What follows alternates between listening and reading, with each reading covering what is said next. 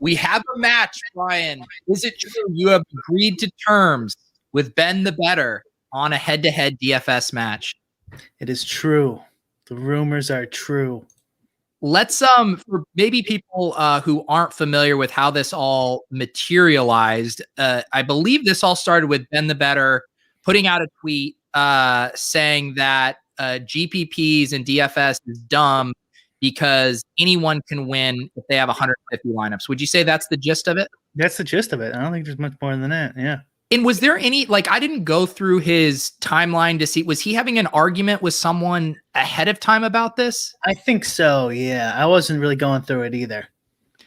Yeah. And so then a bunch of the DFS guys, wanted to get in on the fun because that's a trope that, you normally hear from the reply guys on DFS that if I had 150 lineups, I could win too. You quote retweeted it. There were a couple people, I don't know if you must have been the only one to actually formally offer a contest, right? Yeah, I guess I was the first probably. And did he DM you right away, or how did that start to materialize? He let's see, I'm going through it right now. There's the whole threads up there. He was talking to somebody. The Siege, I guess it started with, believe it or not. Everyone knows let me get the original Genesis. Why don't you bring it up? But yeah, he says max entering a contest. What skill do you really need? You retards ruin DFS with your lineup sharing and collusion. And so is he implying that he used to be a more regular DFS player, but then didn't like the ecosystem because of the optos? Is that what he's saying? I guess that's kind of what he's getting at. He doesn't say that specifically, and that's why he sticks to single entry contests. Yeah, I'm trying to find some of the these initial. And what do we have any frame of reference for BenTheBettor heading into this? Was he a name you knew? I knew because he just did that contest against Rob Pizzola, the sports bettor. He played against his pet turtle. And how did that go? I don't know. I can't. Okay. Does anyone know in the chat? Honestly, it might say in his tweets there somewhere. Yeah. Man, it is hard to find all of these threads here. But we can bounce around. You guys did inevitably, what was the negotiation like before you arrived at this deal? Yeah, I said this, and then he said like no for some reason. I said, what if I give you odds? And then he said, yeah. Okay. And so so then we started DMing more details after that. Yeah. And then so I sent him I can't even remember how it went exactly, but he didn't want to play in the contest. Like the minimum contest I'm allowed to play is $5 or more. Right. Or something like that. And so he didn't want to play in any of those. So then he's like, why don't you play yours and I'll play the mini max. Yeah. Right. Whatever, 50 cent, 150. There's not that many 150s at those stakes, I think. I think there's like the quarter arcade in that one. Yeah. And so I'm like, well, whatever. If that's the only thing you'll play, then we could do it. But then I sent him I was looking into it and stuff, and it didn't make any much sense. It's like you're not proving what you wanted to prove to begin with, of like you can just max enter and win because you're not really playing the real stuff. Yeah. And like there's different amounts of players in those, and the prize structures are different and stuff. It's like, how exactly right could we get it? Was, I don't know, it wasn't like the best way to do it. So I'm like, I'm like, if we do that, like I don't want to give you any odds. Like it's not that fun. It's so much easier to play in those anyways. I'm like, but if you do, well, how about this? We'll do the CSV. We talked on Discord, me and you, and I'm like, what if we do a CSV and we'll just track it? You play in the Core Arcade, play in the whatever you want, Yeah, and we'll just port it over and act like whatever you get in there, you get, and then we'll track that way. So we're basically playing in the same tournament. And he's like, yeah, all right. And he agreed. And it initially started with NBA only, but now it's expanded. Yeah, it was his idea too. Well, because he wants like whatever. What is this? 2 weeks, 2.5 weeks to prepare. Okay, you guys are starting. When's the start date? June 1st. June 1st, and it's how many total slates? 30 slates. And so now that he wants to do multiple sports, theoretically we can get it done in, I don't know, 20 days, 25 days. Right, because it would have taken you a lot longer if you were only doing a couple sports. And now you added MMA was a late breaking addition.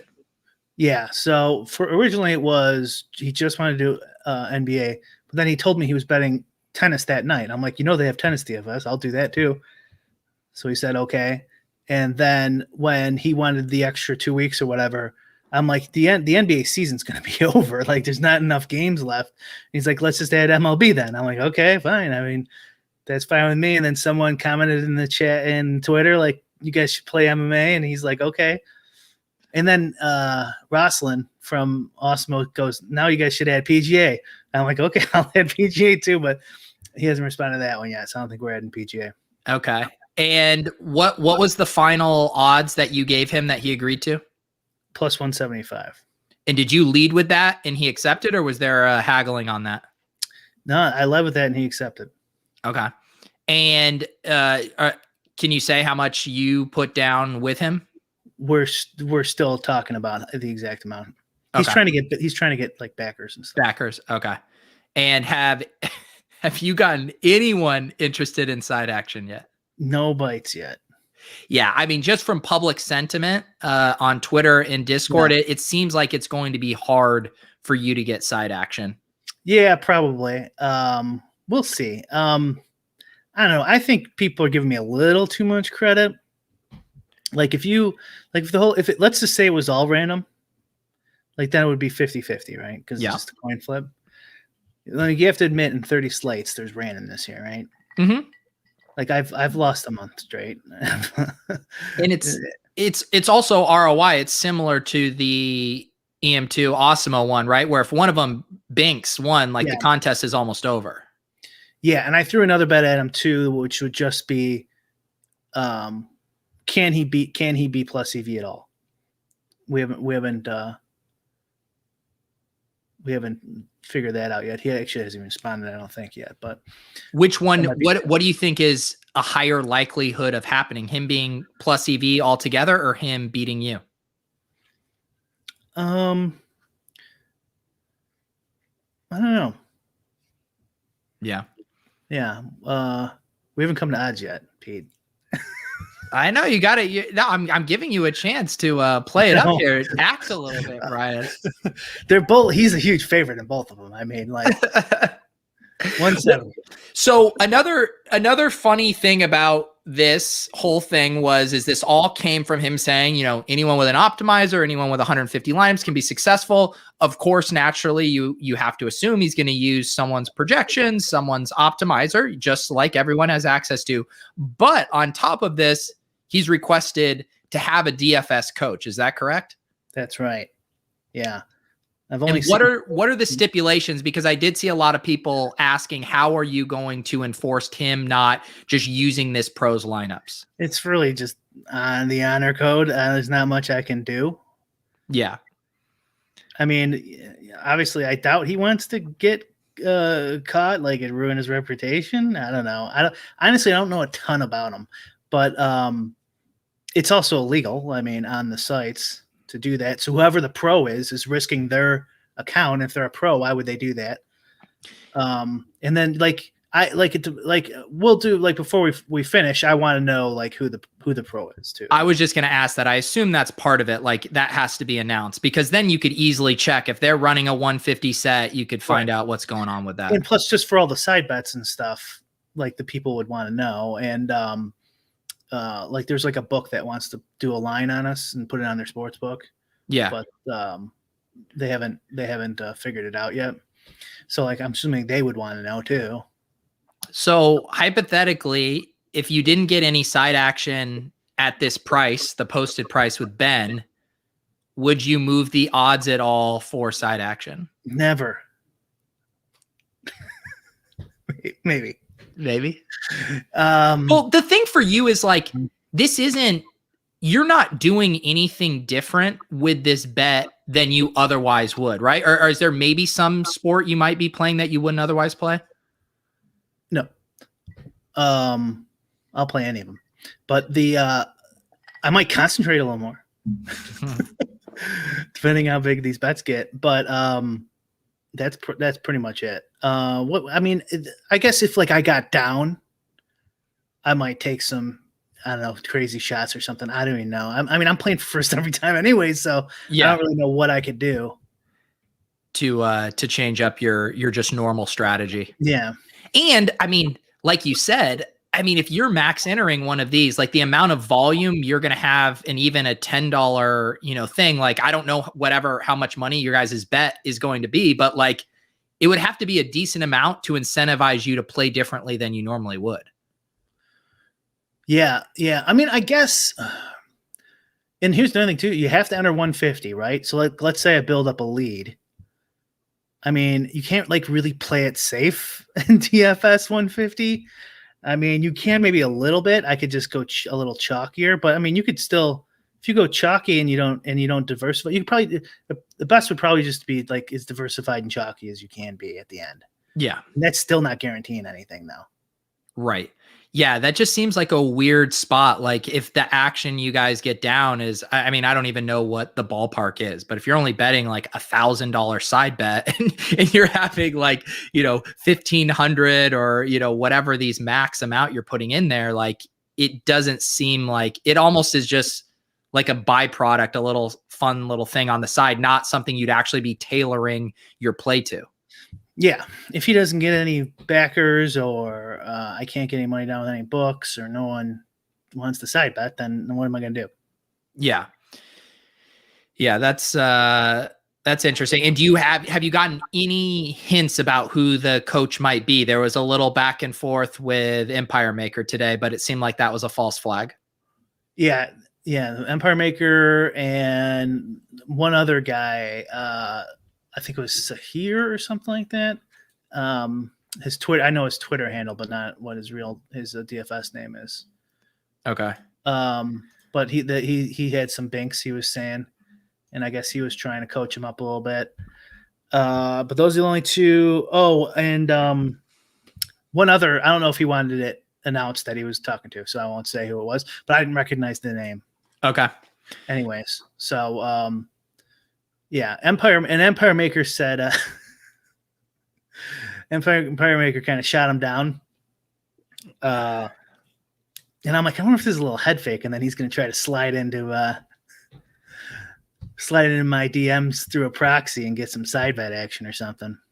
Yeah, it would be. Hopefully, did you ask Ben if he would come on the show at all, or if he'd be interested in doing some content around the match? Yeah. I think he wants to if there's time. Okay. I guess he's just busy with something. Yeah.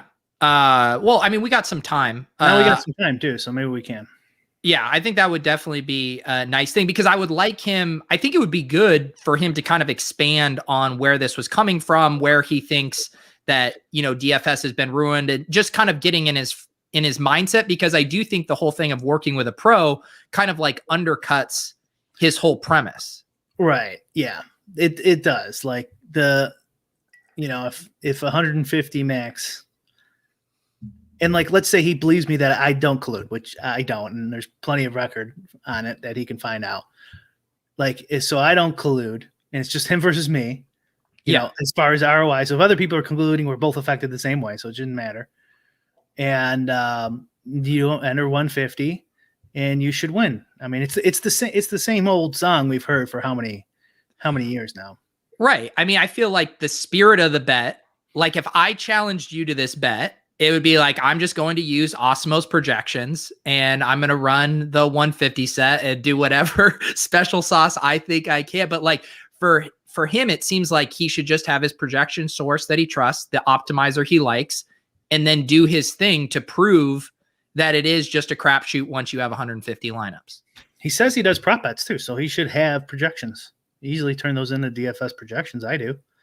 Yeah. Yeah. But I think he. I mean, I want to hear what you think. We're just guessing, obviously, but like what he's thinking. My guess is, like, I think he just thinks he's pro sports better. It translates. He doesn't know a ton about DFS, but from what he knows, he's just like, yeah, this 150 stuff is a huge advantage. And if I really concentrated and take a couple weeks out of my life, I'm a dog to this guy because he's a pro, but I could show everyone, like, yes, I was right. You could basically just 150, and as long as you're decent, and then what happened was everyone's Twitter mentions and stuff scared him. He said he DM'd me. He's like people are telling me that you're one of the best players in the world. Well, it's who else would have the confidence to call your bluff on this? Someone who could back up their play, right? Like, yeah. I mean, I would do this challenge against BenTheBettor, but but I don't have the confidence to go quote retweet and drum up a bunch of side action over it. Right. Yeah. Well, he didn't know apparently, and now he does. So then that's when he wanted coaching, and then the whole mini max thing came up because part of bankroll. It's like going to an Olympic track and being like, if anyone had those custom spike track shoes that Usain Bolt has, that I could win the 100-meter at the Olympics too. And then Usain Bolt walks out. It's like, all right, let's get you custom built shoes. Let's go. And then he's like, wait. Oh, now I don't want to do this. Right. I mean, we I don't know how many times we've talked about this, but we've talked about this over a year, and so we've done these. It's like if you're negative EV, the more you enter, the worse money you're going to lose. Yeah. Like, I don't know why anyone would think, no. If you just enter 150, even if I'm not good, that'll overcome it. It's like, no, each one's going to get progressively worse. Yeah, that's why this is. There's a reason why it would take that you don't see these kind of matches versus other like DFS regulars, right? Because DFS regulars know the deal. They've been through it in and out. They know the variance. They know what their relative ROI is in these contests over a big sample size, like where their edges are. It would take an outsider who is not familiar with that kind of, I don't know, ebb and flow to think that that wasn't the case. Right. And so, to sell the other side here, sell it. Blender and Nelson Adcock both are giving him a shot, about like those odds are about right. Yeah.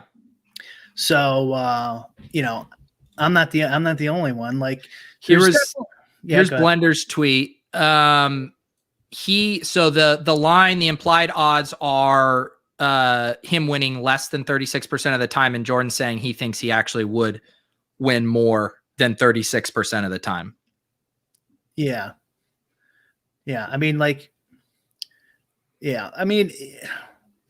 Watching you try to share your thoughts and not kill your action is hilarious. It's okay. He could theoretically bank. Of course. He could bing too. Just like I could theoretically win this CryptoPunk in this PGA Championship DraftKings contest. That's not going to happen because I put the nuts in there. How many did you put in? Just one. I don't yeah. It's like a third full right now. Oh yeah. Well, now it's great. Now everyone knows paid. Now think about this. They priced that. They put that contest up and did the structure like pre the market tanking. like I assume the EV of that contest was already kind of absurd with how top heavy it is, and then you have ETH and the punk floor dropping a little bit. It's probably gotten even worse. Have you looked? I haven't even looked at like what the CryptoPunk floor is. I mean, I guess it's a little tricky because the punk isn't a floor punk, but it has dropped a little bit. It's gotta, because now you gotta like, they're anchored to the amount of ether a person would have, you know. So it's like, oh, I was gonna pay 10 ETH, now I gotta pay 20 ETH. Fuck that, you know. Yeah. And Nelson, to go back to this, he's saying someone would have to be totally branded to be a significant dog at plus 175. I feel like there's way more ways to mess up a 150 set than Nelson is giving credit to. Yeah, I mean, he's kind of right. Like, it's the edge isn't that much. That's a pretty big edge. I think Blender pretty much hit the nail on the head. If he's going to do this all on his own, 175 is a really good price for me. If he's going to get a lot of help and hopefully, you know, follows the rules and it's just strategic help and he has to make his own lineups using an optimizer, whatever he wants, I don't care, but make him and enter him himself. Then he's definitely, I mean, he's got, you know, whatever, 25%, 35% chance. Sure. The was the 175 agreed on after the kind of coaching element or before it? So that was part of it. Yeah. We agreed on pretty much everything then 175. Is your calculation when you agree to that price with a coach just that he wouldn't be able to get a coach that would actually intimidate you as far as having them in their corner? I wanted him to play. Yeah. So I was like, okay, fine. Whatever you want. Whatever you want, I'll do. And then eventually it's like mini max with a coach and EM2's interested now. It's like, this is getting out of control. Let's just figure something out where we play at least the same tournament, you know? Yeah. It's tough with these bets because they're super fun to track. Like the Osmo Empire Maker one was super fun, but like it is really hard to actually prove your point when sample size is the name of the game. Yeah, well, I mean, I thought 30 was good. It's like kind of, I took to Steve Buzzard about it too on DMs, and he's like, that's probably enough because like we can't play for like 2 years. You know what I mean? So it's like you gotta have it, but you don't want to play for like 5, like the Osmo EM2 challenge, that was too short. Right? Like they needed to play another 10 or 15 matches at least. So 30 is about, I mean, how long can you drag this out for? So 30's fine. And like, I don't know, like he could get lucky. I've lost for a month straight. It's not impossible. And then there's just, you know, the variance in between that where maybe he gets a second and I get a 7th instead of, you know, and that's the difference. And don't we now have that Twitter account, right? Who's going to track the match? Yeah, DFS play-by-play. I think. Yeah, let me pull this up here. I can't believe I'm doing this. I'm checking CoinMarketCap as the show's live. Really? I deleted the widgets from my phone. I haven't looked all day. Good for you. So here you go. Yeah, DFS. I'll post the link in the chat here. He's going to be doing play-by-play. Empire Maker tweet. Wow. Man, that was a rough interaction for Ben there. Yeah. It's hopefully he can get some backers. Hopefully, I mean, for this match to be interesting, I'm getting a little echo from you, Brian. It would be, I kind of am actually rooting for him to get a respected coach. Just to, because right now, like you said, the overall sentiment is it's going to be hard for you to get action. So we need some things to push sentiment in the other direction. Right. Yeah. It's kind of a rock and a hard place. Like it's DFS. So you can't give like minus 300 or something. It's like,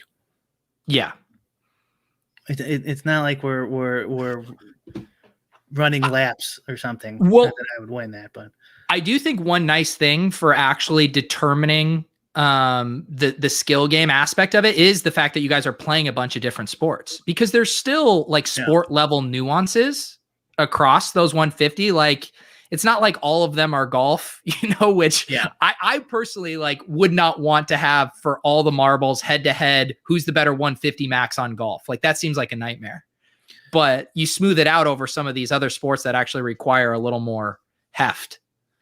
I think that's part of like this whole myth of 150 too. You need that, I think, to play multiple sports. It's like, okay, well, you can enter 150 in any sport and win. Okay, let's find out. Yeah. I think you'll probably hemorrhage money unless you got a good coach. And that's also an issue. It's like, what's this coach? What's this? How intensive is this coaching going to be? Are they going to play by the rules? I consider myself like a slightly above average DFS player. I think I'm a losing player lifelong in the mini max. Like, the mini max is hard. I mean, especially when you're gunning for first in those tournaments. That's the entire goal. And you brick out a lot. I was talking to some people in my Discord though, who play it, and they're like, they said they weren't even doing that much. And they're up 7% on the year. 7%. Okay. Mini max. Yeah. And they're grinding it night in, night out. Yeah. They're playing it plenty of times. Yeah. Enough. Yeah. What is even, I guess, like, I'm not, cause I play low stakes too, but like, what is even that actual ROI at those stakes? Like, to warrant, like, cause that requires a lot of time to do that right too. Sure. Yeah. 7% is good though. I mean, I'll take 7%. Yeah. Well, you take 7% playing, yeah, at the higher stakes is a lot different than at the mini max. Right. All right. Maybe. Yeah. I've admittedly never put as much time into trying to do it, just because it does truly feel very daunting to me. But maybe once BenTheBettor beats you, I will realize that I too can just max enter the mini max and I'll start firing. Here's my plan after he beats me. No, if I'm lucky enough to win, I'm gonna challenge Vegas Dave once and for all. We're gonna find out. I think people would rather see you challenge UConn Dave. UConn Dave. We already are challenging each other. It doesn't just look at the CSVs. That is true. You guys are in there. You guys are both max entering the same contest generally? Mm-hmm. Yeah. How many people across, like, how many UConn Dave level players are there right now who are like max entering like across multiple sports?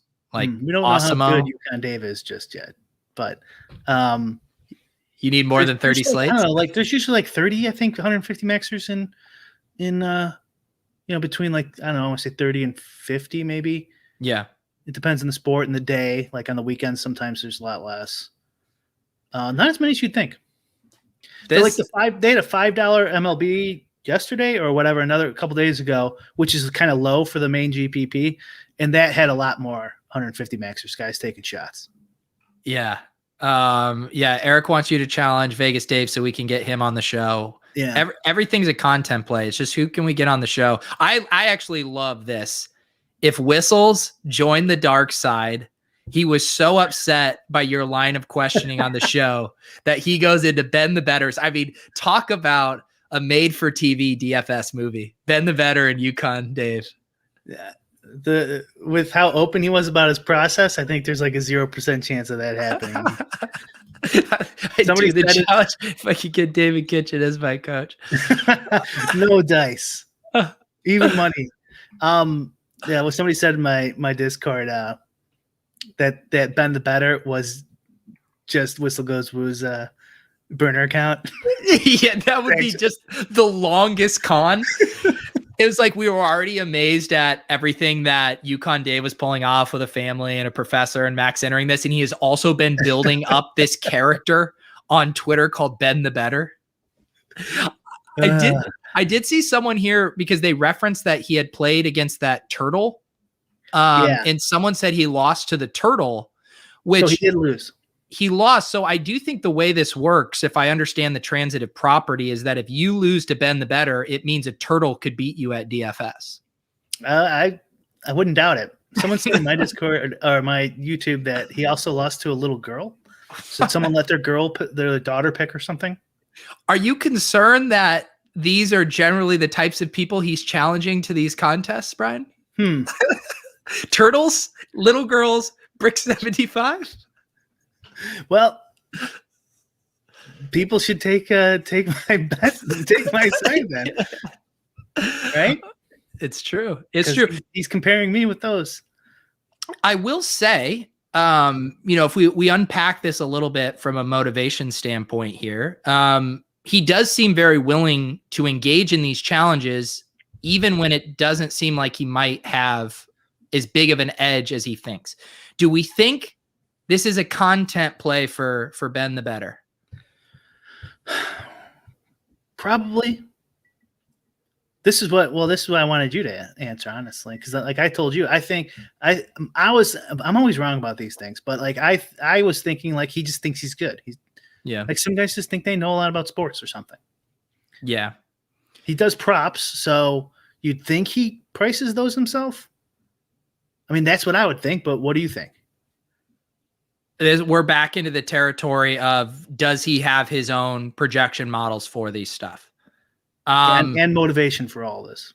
So my honest answer is I can't imagine someone thinking like DFS is just as easy as whoever has 150 lineups also being math savvy enough to like build their own projection system. That feels like it doesn't add up to me logically.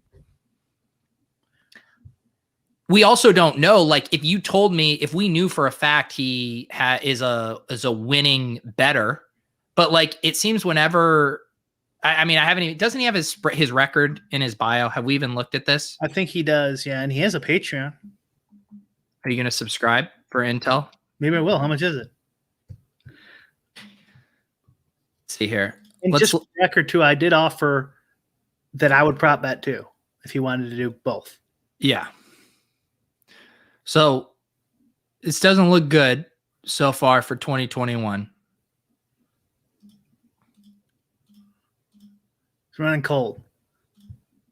He saved all of his run good for his DFS head-to-head match. Someone should tell him esports is rigged.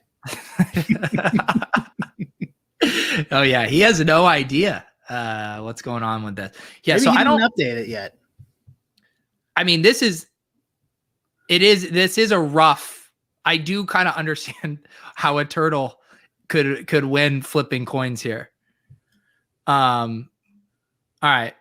So I mean, I'll give him props for just having this spreadsheet just in his bio. At least he's not.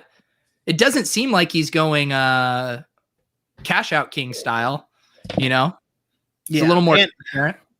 And taking this challenges too. I mean, you got to give the guy some credit here. I mean, I wouldn't take a challenge versus a turtle because, like, what if you run bad?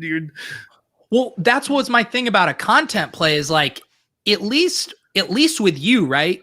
If he loses to you, like, you're one of the best DFS players. Like, there's no shame in losing to you in DFS. Yeah. There is shame in losing to a turtle flipping coins. Right. Yeah. I guess that's that would look bad if I lose, won't it? Corey says this looks like my Pete's Bankroll Challenge spreadsheet. I can't win with you guys. Lou was mad at me for winning at DFS this year. He said it was my my worst bet yet. And then Corey is referencing my spreadsheet from 2 years ago. So if I'm damned if I win and I'm damned if I lose, Brian, I literally can't win with these guys. You and BenTheBettor, man. No respect. I know. Why can't I get action with BenTheBettor? Single entry. He will. Yeah, maybe then after he'll pivot and saying anyone can win if you could only put in one lineup. Do you have any pets? I don't. No pets. No turtles. No nothing. What was I think Pardon My Take, the Barstool guys did that earlier in their show run. They had the goldfish that I think they were picking lines on. Yeah, I need a pet. I feel like that's the go-to betting gimmick. of just saying that this thing at a 50% hit rate can do better than a lot of people trying. Yeah, and that's probably true. Well, Hey, I was just like there's this guy, Eric, who we're having conversations and he's only talking about crypto. Eric, I feel like you're having a conversation about crypto with yourself. Every one of your comments is just randomly about crypto. Who are you talking to, Eric? What's hopium? You think I'm gonna like say that everything's gonna be okay? I'm pretty sure, Brian, you were actually very bearish in this short to midterm last we talked, even during this bull run. Yeah, on to the whole economy. Yeah. It's too bad I haven't profited off my own logic. Yeah, I know you moved. I think I definitely bought the top in some places. That's for sure. Yeah, I saved like a little bit, and then I thought the 43 or 42 was the bottom. This is even better. I had the volume off until now. You're rage posting in a chat with it muted? Eric, I'm worried about you, dude. You're like an old man watching Wheel of Fortune who can't hear what they're saying, just screaming at the television set. Eric, you might have too much of your net worth invested in crypto, pal.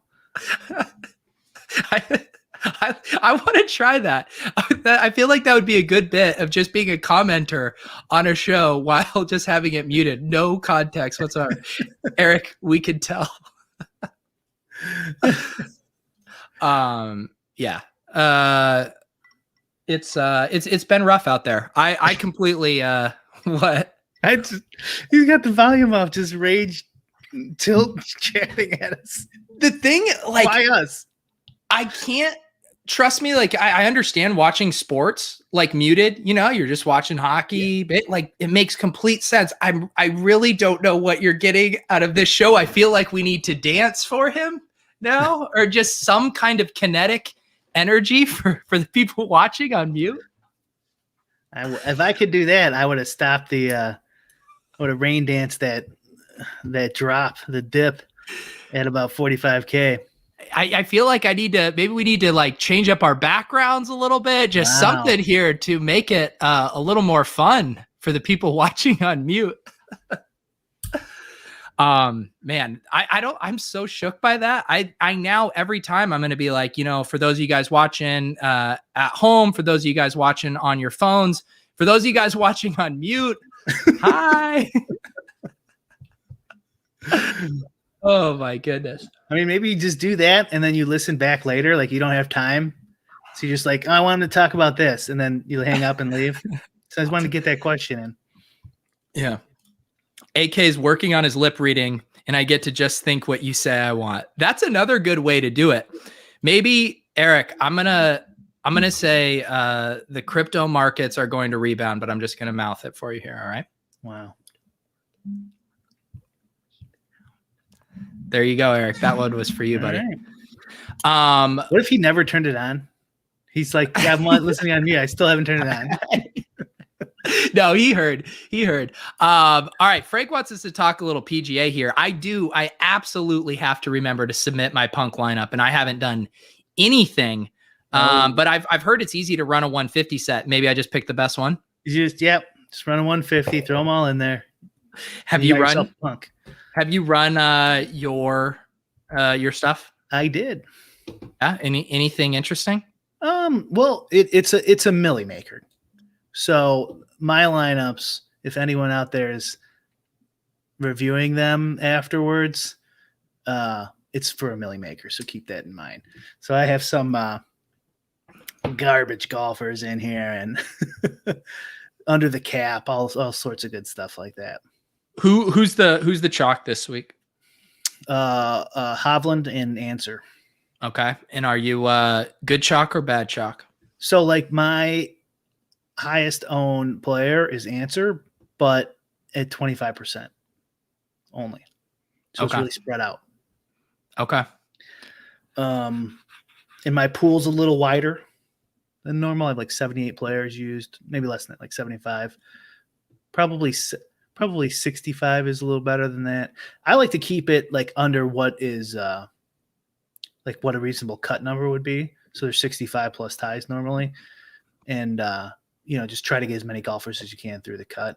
Yeah. But yeah, I'm going wider and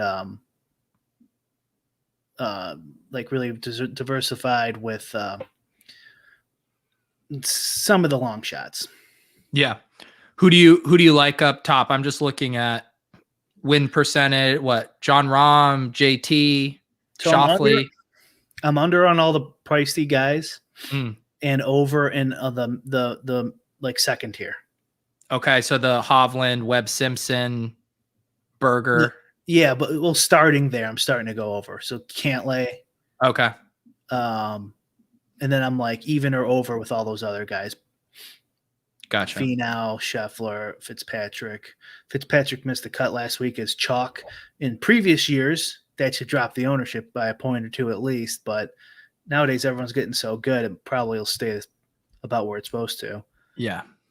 And I've used my ownership also too. So if you're using someone else's ownership, it's going to look different, and you're going to have different exposures. How is do we think I saw lots of tweets today with the market being so bad that there's going to be all these new professional poker players? Do we think the DFS action is going to be pretty good? Everyone trying to make some money elsewhere? Maybe. I mean, you'd figure if like asset prices are going up because everyone has money and there's not a lot of products to buy, which is the argument, then you figure that's already happening in DFS now. So, yeah. I mean, after 2008, poker wasn't that bad. Like everyone thought like, oh no, we're gonna suffer. It wasn't that bad considering the games were getting so much tougher and stuff. So I mean, I don't know, but I'm guessing we're not going to really see anything yet. I mean, even if it goes down even more. Lacey, you're going to have to specify here. Is it how I'm wearing the hat or how Brian's wearing the hat? I'm guessing me.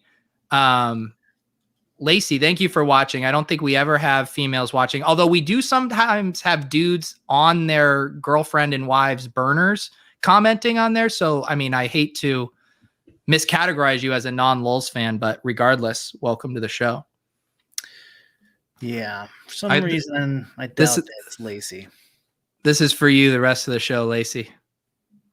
How you doing, fellow the one Laceys? The one girl who finally watches this show is really attractive. I feel like the probability of that is near nil. Yeah, maybe this is it could be a BenTheBettor burner. What if it's Ben's girl? It could be. It could be. I mean, I apologize, Lacey. I shouldn't have made assumptions about who you are. Ben Johnson. Who's Ben Johnson?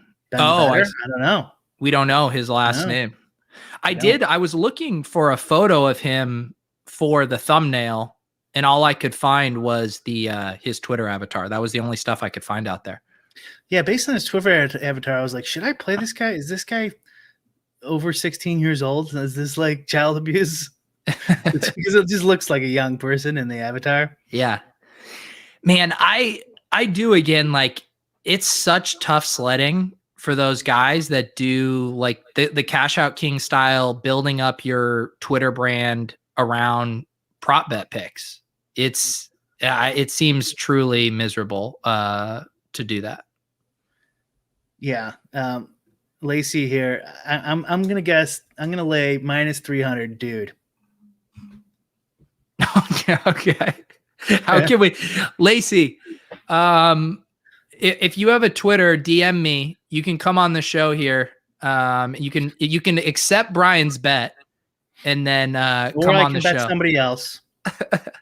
If you are in fact a girl. This is definitely not a girl. We've just moved the line to -500. That's why I saw that, and that's why I moved the line. Yeah. No, honestly, we're begging females to watch this show. They just have chosen not to up to this point. We can't even get girls to like appear on the show, like in the sports betting world. Oh my goodness. All right. Someone asked, should we do a Lulz golf contest? If you You guys want? I mean, I'm making one lineup for the crypto punks. I might as well toss it. I'll make a Lulz contest. All right, let's do it. For those of you guys who aren't in the Discord yet, we got the Lulz channel. We did MMA contest we've been doing. And I've just been doing these small at 20, so they auto size if it doesn't fill. But if these start to fill, we can make them bigger. Do you want to talk about that Rufus Peabody thread? Yeah, let's do it.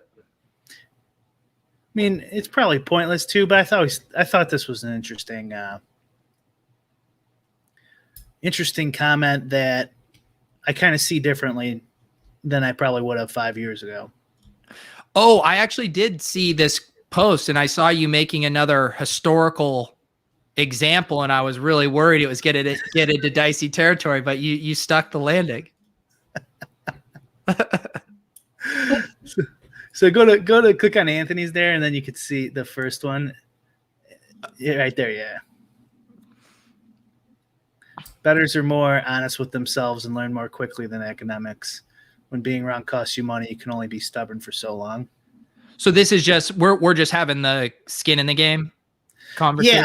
Yeah, but it's more than skin in the game, in my opinion. It's kind of my point. And like, you know, betting on things, it's kind of like, this is kind of the trope that Rufus is talking about that most gamblers say, but there's actually like, economic principles behind why it's true. Yeah. And this is what I respond to Anthony in my tweet. Hang on, let's see what's Anthony saying here. My major rebuttal here is that this is basically just an argument for experience, which is far easier to obtain than knowledge, given the academic experience, and they will likely adapt, adjust, and thrive better than someone with less knowledge. And you're saying that the experience is having the skin in the game. Yeah, I'm saying that, and I go on later too. That there's two parts to it. So like one is like, how do you come to the best practices? Academics do it one way, and businesses and gamblers, not that there's a huge difference between the two, in my opinion, come to it a different way. And this is kind of like the crux of central planning and free market too. It's the principles are all the same. It's not just gambling. And as we've talked about in this show, like a lot of things in life are gambling. Who you date, what college you go to, what major you pick, whether you buy a car, even the housing market, stocks are gambling, right? On and on. And it's like, okay, well, why is there a big difference between the two? And Mises points out in the economic calculation problem with socialism essay he wrote in the 20s is that it's essentially impossible to figure out the value, to distinguish value in something without like a profit loss structure. So like, for example, if you were going to run a store with no profit loss, how many customer service employees do you use? Like, how would you judge that? Yeah, it would be impossible. Anything you do in your business, this is all through price discovery and profit loss. And so like an academic would say, you do a study, and then the study says like, you can do a survey on customer satisfaction and stuff like that, right? Because the academic doesn't have a business, so they're just guessing, essentially, right? This is how they come to a lot of their conclusions. I mean, I'm conflating these two things a little bit, but this is kind of the point I'm trying to drive home. But none of those things matter if you can't practice it out in the real world. And so his critique, Mises' critique back then, was when the rise of socialism was really happening. Not today's definition of socialism. This is Marxism and the rise of communism across the world back then. And so in that world that he was arguing against, there simply was no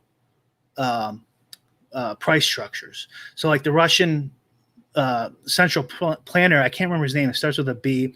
The like Russian central bank, I think, is still named after this guy. he literally would decide how much metal was produced for that season and how much wood they were going to use. And then you go over here and you do this, and this is what we're going to do.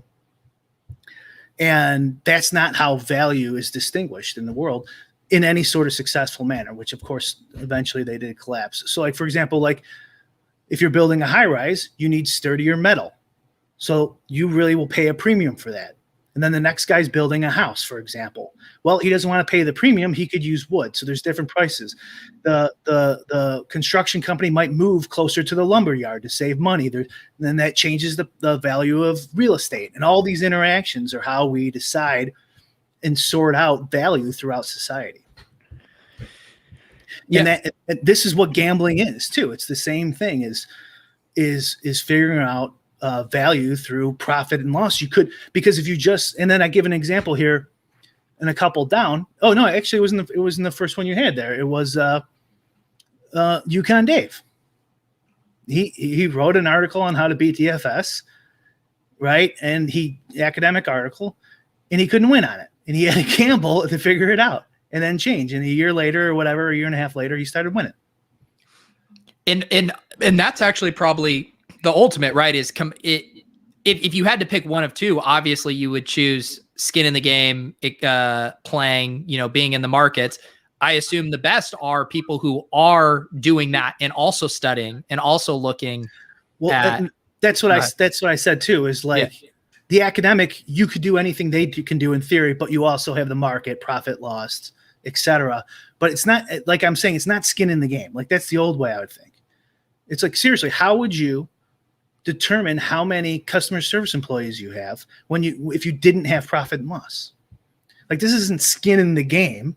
Like you actually need these feedback mechanisms. Yeah. Otherwise, you're just completely in the dark.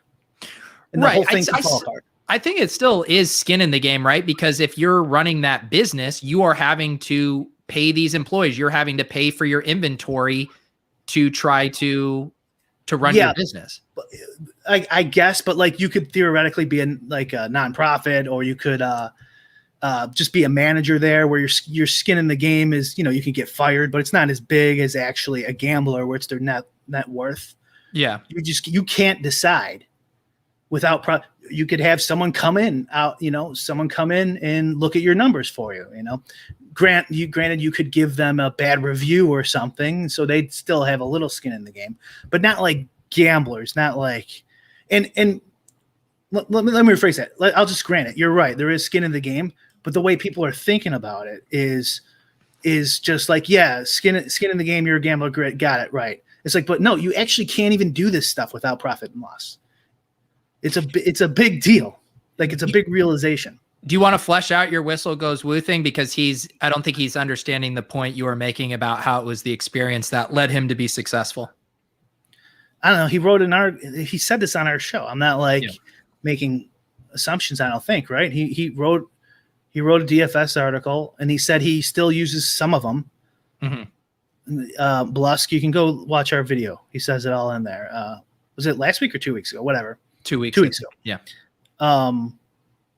He was losing, and it took him a while, and through playing, he started winning. Not through writing academic research, but that doesn't even matter, because even if he just stayed in academic and has his current process, we still wouldn't know that he was a winner. You know what I mean? The only way you could determine these things is through feedback mechanisms. Right. Otherwise, it's all just a guess. Yeah. So like really quick, like the cops. You could say like, well, the cops, like we don't pay for cops. We have cops. Like, how does that work? Well, it's like, because we don't live in a completely socialist society, they can still use the free market to buy clothes, right, that are priced in the free market, like uniforms, guns, all sorts of things like that, right? And what Mises was saying is, if you couldn't do that, you're completely in the dark. How much do you charge for a police officer uniform? How many do you need? How many cops do you need? And then so the problems that we still have now is like, how many cops do we need? How many teachers should we have? Like, these are really hard. They're just guessing.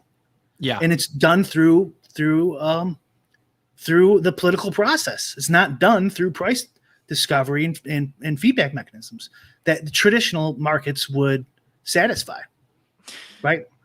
Michael, you must be new to lulls. This is this is the normal lulls. This is normal lulls. It's maybe 2 times a year we get into head-to-head challenges and we discuss those. This is a regular episode of lulls. We weren't going to talk about it, but we were kind of waiting there. I'm like, oh, let's throw it out there. So like picture like if this is kind of be a sidebar, but picture if the government ran shoes. They made the shoes. That's it. They had a monopoly on shoemaking. Right? They would have like no incentives for, making Versace shoes or Nikes or something like that. Right? It would just be like workers' shoes, etc. White New Balance shoes for everyone. It would be god awful. And there would be shortages and stuff, but like even if there isn't shortages, it would be god awful. And if there was problems with it, people probably think, yeah, if there was problems with it, we'd go, okay, let's go to free market because we're going to have Nike, we're going to have all these great companies. They're going to have so many shoes that we're going to have to give them away to people. You can get shoes for free. They're shitty shoes that like people wouldn't want them normally unless you're, poor, or we give them to third world countries.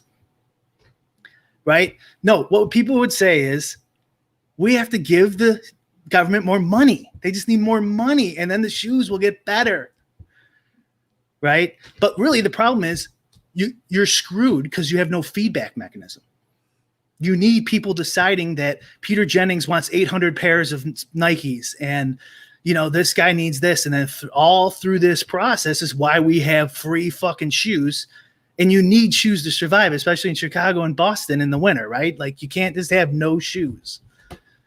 But I think this is making sense. No, it does. Yeah. I do feel like it's a little bit of semantics with skin in the game, because to me it is saying that it's all just the money and the markets that help find that discovery. Right. Which is why I said, okay, you're right. It is skin in the game. I'm just trying to like extrapolate on how much it's way more important than just going skin in the game. Right. It's like, this is the whole kit and caboodle. This is everything. Not everything, but it's a goddamn big part of, and then people just forget about it. Like they have no clue about this stuff and they just go, oh, just have the government run it.